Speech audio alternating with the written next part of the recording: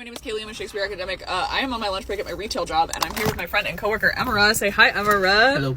Alright, so we're gonna play a game today. The game is called Emera's gonna ask me something about Shakespeare that she has not told me and that I don't know, and then I'm gonna see how long I can yap about it and what we can say about it, okay? Yeah. So, what is your question, Emera? What are we talking about today? What can you talk about the, incongruence of, how much it seems like Shakespeare loved his family, but also how much he, cheated on his wife?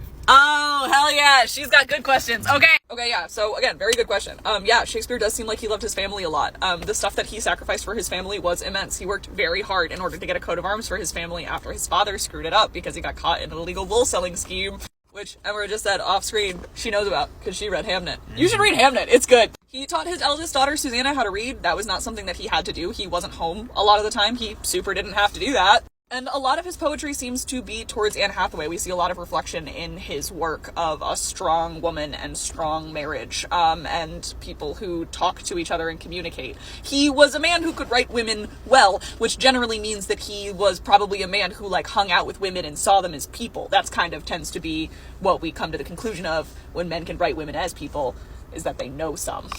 However, of course, we know that he wrote 120-something poems to a young man, and a whole bunch of other poems to some other lady who may or may not have had dark skin or been black, by the way. However, the way they conceptualize morality and cheating and adultery and stuff in the Elizabethan era is way different than the way that we would conceptualize it now.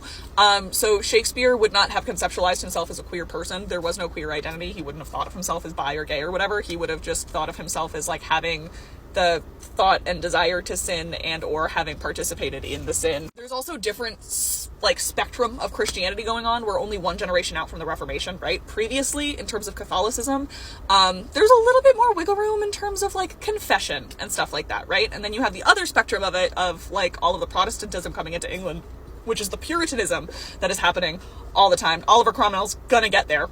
But in Shakespeare's time, it's just kind of starting to gear up. And in Puritanism, it's don't think about anything, or you're screwed, you're going to hell. And the Church of England is still kind of figuring itself out. We're settling a little bit, but of course everybody is actually super freaked out at the time that Elizabeth is still queen, that the second she dies, we might be Catholic again. Nobody knows, right? We keep flip-flopping. Mary killed a whole lot of Protestants. I got distracted talking about morality. Emera reminded me what the question actually was. Okay. So Shakespeare, quote-unquote, cheating on his wife and stuff like that, that wasn't necessarily abnormal. That was something, again, Henry VIII had a son by it. People had mistresses at the point in time. It wasn't something that a lot of lower class people were doing, but people cheated on them. That wasn't, it was a sin like anything else. He was already committing sodomy. The fact that it was extramarital wasn't gonna necessarily make a major difference. Allegedly. Nobody saw him.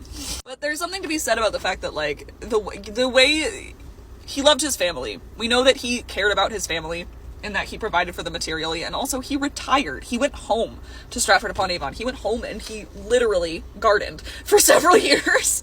He probably didn't mean to have those sonnets published. They were supposed to be circled amongst his close, intimate friends. And so we don't think that any of that was meant to really get out.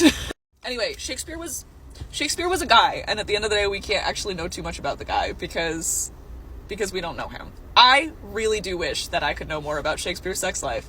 Honestly. Genuinely and honestly. But we know that he cared a lot about his kids. We know that when Hamnet died, he was devastated. We know that he cared a lot about Anne Hathaway, and that they were probably pregnant when they got married.